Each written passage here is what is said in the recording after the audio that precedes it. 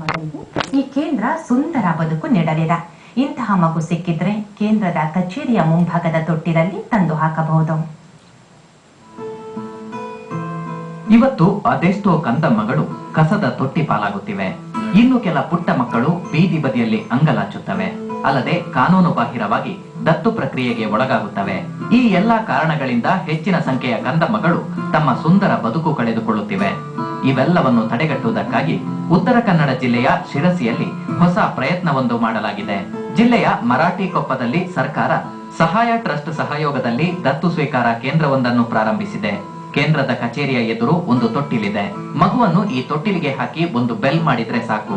ಅನಾಥ ಕಂದಮ್ಮಗಳನ್ನ ಚೆನ್ನಾಗಿ ಸಾಕಿ ಕಾನೂನು ರೀತಿಯಲ್ಲಿ ಉತ್ತಮ ಜನರಿಗೆ ದತ್ತು ನೀಡುವ ಜವಾಬ್ದಾರಿ ಇದರದ್ದು.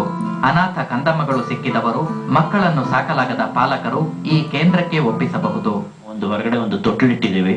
ಆ ತೊಟ್ಲಲ್ಲಿ ಎಲ್ಲೇ ಹುಟ್ಟಿದ ಮಕ್ಕಳು ಕೂಡ ತಂದೆ ಆ ತೊಟ್ಲಲ್ಲಿ ಹಾಕಿದ್ರೆ ನಮ್ಗೊಂದು ಬೆಲ್ಲ ಮಾಡಿದ್ರೆ ನಾವು ಅದನ್ನ ಒಳಗಡೆ ಸ್ವೀಕಾರ ಮಾಡ್ಕೊಂಡು ಯಾರಾದ್ರೂ ಒಳ್ಳೆ ಅವರಿಗೆ ಆ ಮಕ್ಕಳನ್ನ ಕೊಡುವಂತ ಒಂದು ಅವಕಾಶ ನಾವು ಮಾಡಿಕೊಡ್ತೀವಿ. ಇನ್ನು ಆ ರೀತಿ ಒಂದು ಕಾನೂನು ಬಾಹಿರವಾದ ಒಂದು ದತ್ತು ಸ್ವೀಕಾರಕ್ಕೆ ಅವಕಾಶ ಇಲ್ಲ. ಈ ದತ್ತು ಕೇಂದ್ರಕ್ಕೆ ಈ ಅನಾಥ ಮಕ್ಕಳಿಗೆ ಇದು ಒಂದು ಆಶ್ರಯದಾಯಕವಾಗಿ ಆಗಲಿ ಅಂತ ಹೇಳಿ ಇದು ಒಳ್ಳೆಯ ಪ್ರಯತ್ನ ಎನ್ನುವುದರಲ್ಲಿ ಎರಡು ಮಾತಿಲ್ಲ. ಹಾಗಾಗಿ ರಾಜ್ಯದೆಲ್ಲೆಡೆ ಸರ್ಕಾರ ಇಂತಹ ಕೇಂದ್ರಗಳನ್ನು ಸ್ಥಾಪಿಸಿದ್ದೇ ಆದರೆ ಇದು ಹೆಚ್ಚು ಪರಿಣಾಮಕಾರಿಯಾದೀತು.